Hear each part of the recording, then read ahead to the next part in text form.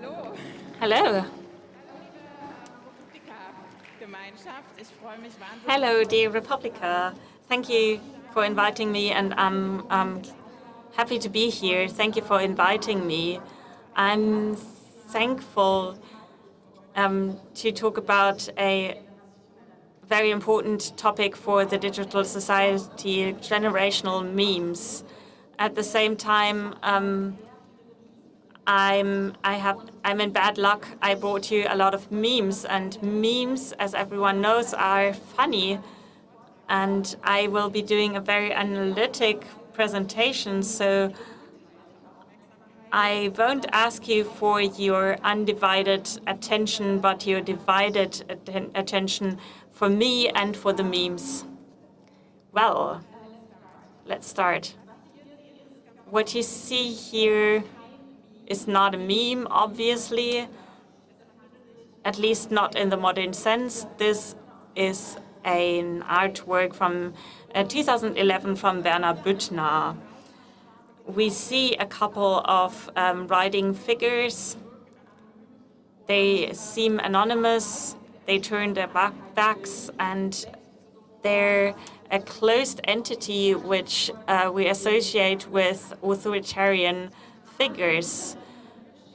You can see the caption. It's the avant-garde from behind. So that's a play on the idea of an avant-garde who thinks it's progressive but is actually turning their back towards us and not opening up the perspective. So a so-called avant-garde turns out as aged. I think Büttner's image is a very precise metaphor for the generational conflict. Every generation starts as the avant-garde and wants to shape the world. But from the perspective of the next generation, it eventually appears stuck and outdated. And the tricky thing about it, the younger generation, which now critically looks at the backs of the older generation, will inevitably find itself in the same position. It too will eventually become an aging avant-garde. So sorry for Gen Z. Generational conflicts like this one, which were negotiated in the 20th century in sociology, art, literature, and youth culture, and are referred to large periods of time and conflicts between old and young, progressive and conservative, are encountered almost daily in our social media feeds. Here we can find countless sweeping attacks against the most annoying, most conspicuous properties of the characteristics of different generations. Sometimes, often it's summarized as so-called starter pack memes, for example, know-it-all boomers. And the memes teach us that they impose their racism and outdated gender roles on us. Their home is Facebook, where they share conspiracy theories, and let me add,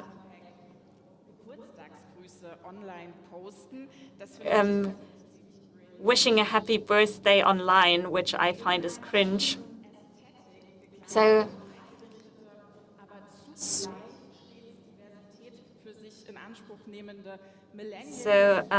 millennials dressed and furnished in certain aesthetics, yet constantly proclaiming diversity, torn between digital exhaustion and Pinterest perfection on the other hand. They overspend on their linen-colored nurseries while, half ironically, half seriously, they engrave Disney quotes in their wine glasses or mugs. Cute. And last but not least, shitposting Gen Z. Gen Z has main character syndrome, lives on TikTok, and has decided that normal words are uncool, millennials are cringe, and that it's important to mark every statement like street slang from a rap, period. As we can see, the digital generational representatives have become observers of themselves, as if they were constantly watching themselves live, simultaneously being actors and audiences of their own generational performance. So if we're talking about Generation Z or boomers, it sounds self-evident, like an integral part of our pop culture. Originally, however, the term generation was a sociological one, distinct from terms like age group or the so-called cohort, people born in the same period. Generation doesn't just refer to a specific period of time, but also to a social community like class or gender.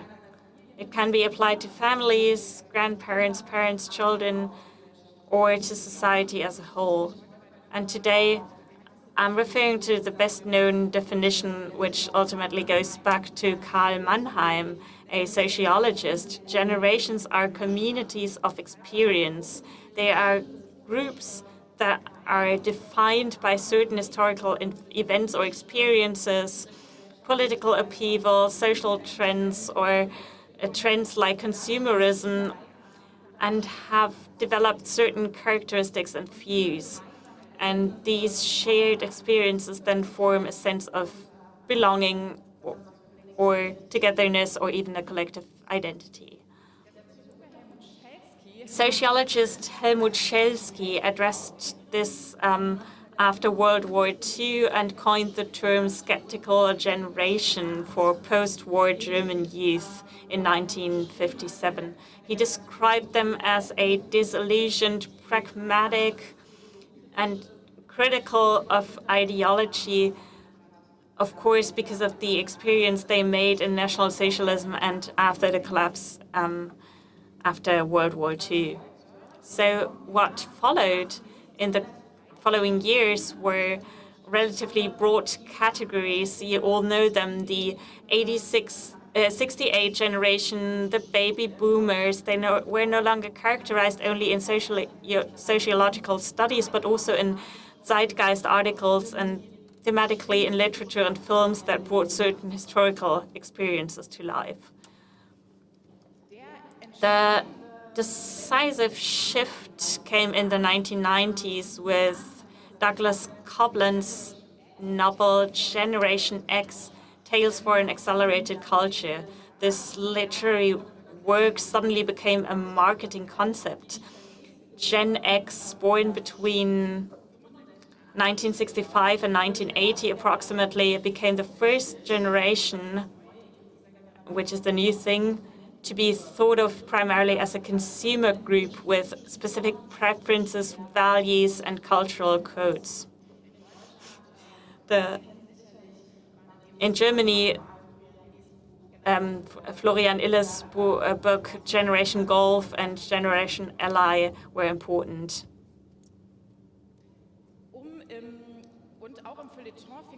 And also in the arts pages, people suddenly began to make all social phenomena relevant by prefixing them with the word generation, like Generation Golf or Generation Selfie.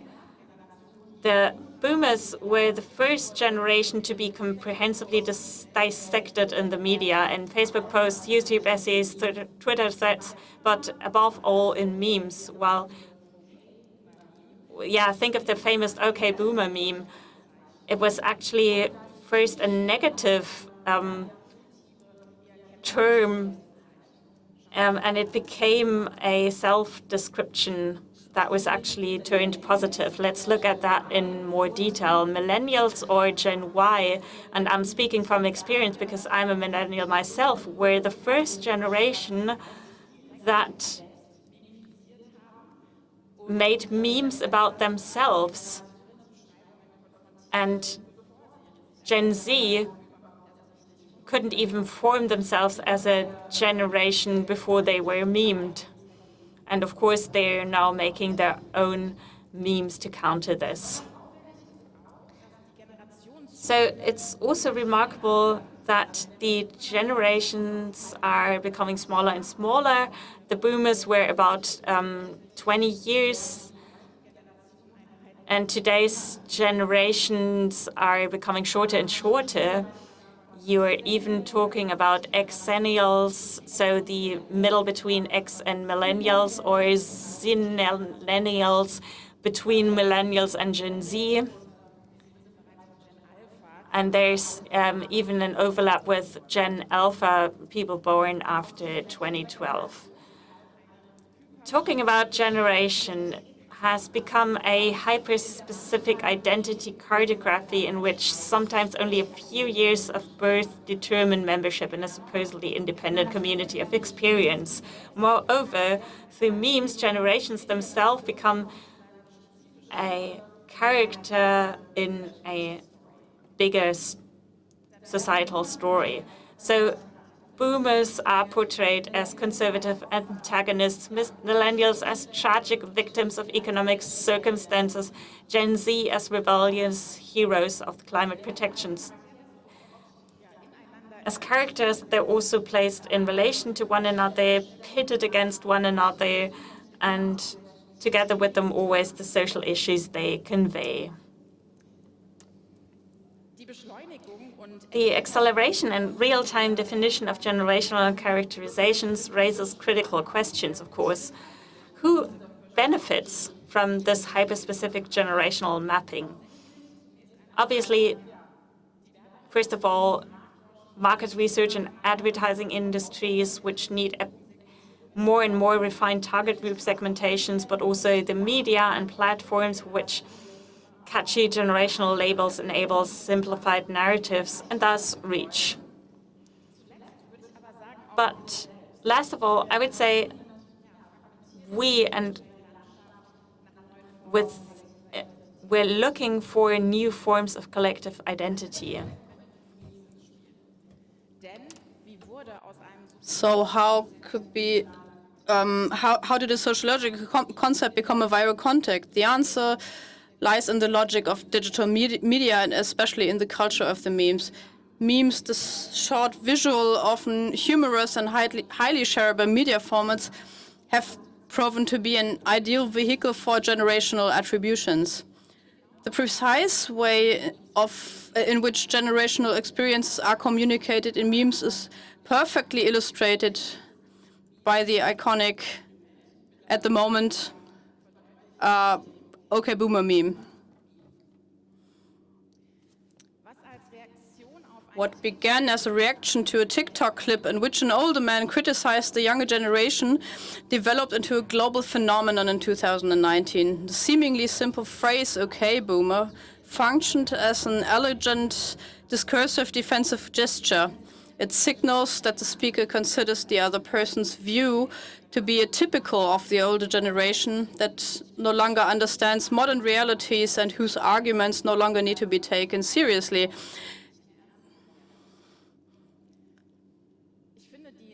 The semiotic density of these two words is impressive. They simultaneously convey demarcation, a sense of superiority, and generational identification. When New Zealand MP Chloe Swarbrick used the phrase in Parliament 2019 as a response to an interjection during her speech on climate policy, the meme crossed the line from digital to institutional space. That is a sign of cultural impact of that time. At this point, it might be worthwhile to take another look at Büttner's proto-meme. The image observes from a certain ironic distance. It doesn't, you look at this avant-garde from some kind of distance. It doesn't formulate a direct response to a specific counterpart. The writers, the avant-garde, are not addressed or address. They are exhibited. In contrast, OK Boomer is designed in the mode of reaction, a shout, a digital eye roll. It signals, I heard what you said, and I reject it with minimal effort and maximum effect. Linguistically, it is a direct performative response that immediately judges, and it's confrontational. You're always being looked at You're always being looked at it, figuratively speaking.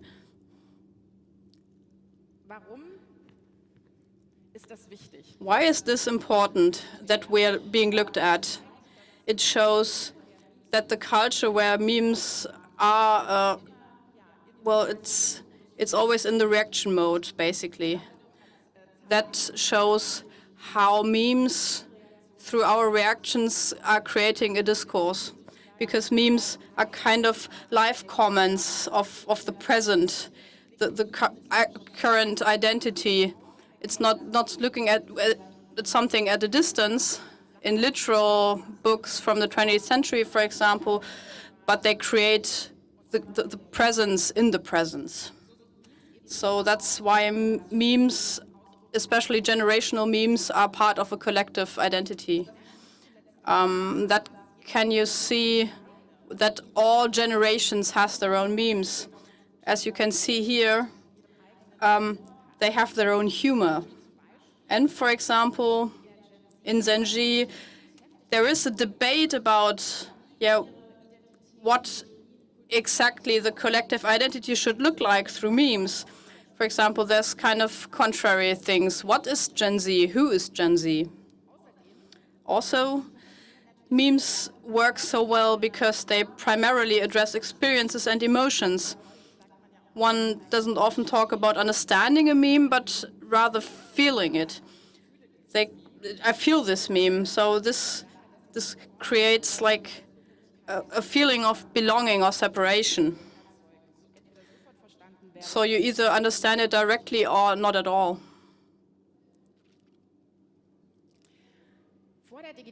Before digital culture, belonging was more silent. It was made out of context, also more private. You showed about milieu, belonging, a job, a family, but not in the permanent state of self-positioning in the society, and also not being like having their identity. That's why social media brought a fundamental change here. It demands constant self-description and self-contextualization, and so in order to become present and also to be correctly classified in the feeds of all those users. You don't just simply post a video on TikTok, you position it as a video from the perspective of a specific identity. Just an example, as a Gen Z boy who gets laid off. The popularity, I think, the popularity of the POV meme is no coincidence. Assignment systems, therefore, had an astonishing career in digital culture. Generations function similarly, like I see, from zodiac signs or personality types as identity markers with high recognition value. And in this respect, social media has led to a veritable gamification of identity. You're not simply yourself, you're introvert, Hufflepuff, Gen Z, rising Scorpio, you have ADHD, you're eldest daughter energy, whatever. These labels, they are not really deep or essential, but they're more like playful clusters with which you can express yourself, you can explain yourself or differentiate yourself in a situation or a context. However, they can be essentialized. So the idea that people share inherent, difficult to change characteristics due to their membership in a certain group is considered outdated in many areas. Gender roles have been exposed as socially constructed and fluid. Ethnic attributions have been critically questioned, and class stereotypes have been problematized. But this critical attitude seems to be suspended, especially when it comes to generations. We accept the strict classification of birth years and the idea that, well, sometimes that all millennials share certain personality traits or that all boomers have similar ones. Well, generalizations that we would more quickly question in other contexts. So if you, all these memes show basically, and furthermore, you can discuss that generation is something given and something that belongs, something inevitable.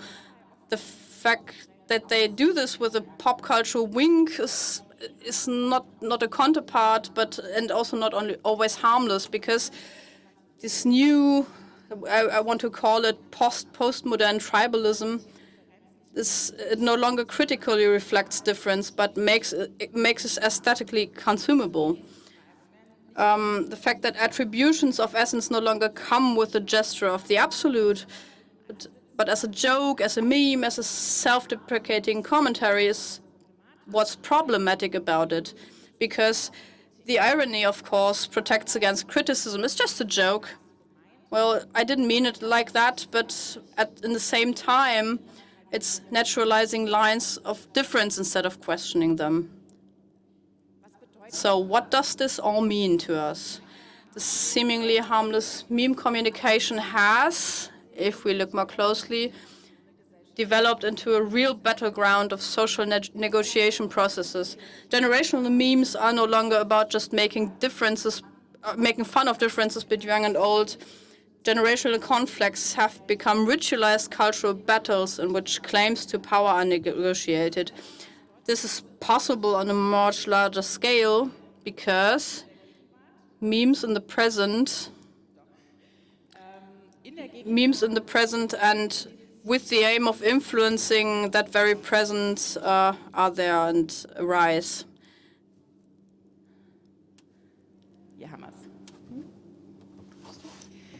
Memes are signals. They indicate I belong somewhere. I'm a boomer, I'm a millennial, I'm a conspiracy theorist, you're a conspiracy theorist, I like political correctness, I hate political correctness, and so on and so on. The political function of a meme only becomes clear when we consider the intention. Is it positive or negative, a self-attribution or an attribution, and the digital environment in which it is shared. Because generational memes can quickly be instrumentalized for political and cultural conflicts.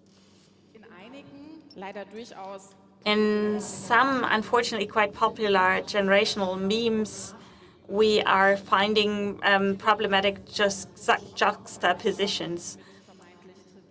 Historical willingness to sacrifice is contrasted with supposedly trivial current demands. So the parenthesis below. Or emotional sensitivity is portrayed as a generational deficit.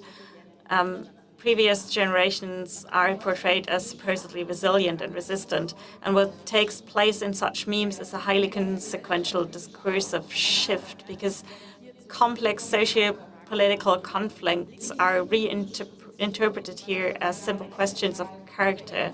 Legitimate political positions such as social justice or emotional intelligence are not viewed as answers to real problems, but rather as symptoms of generational weaknesses. This reinterpretation has far-reaching consequences.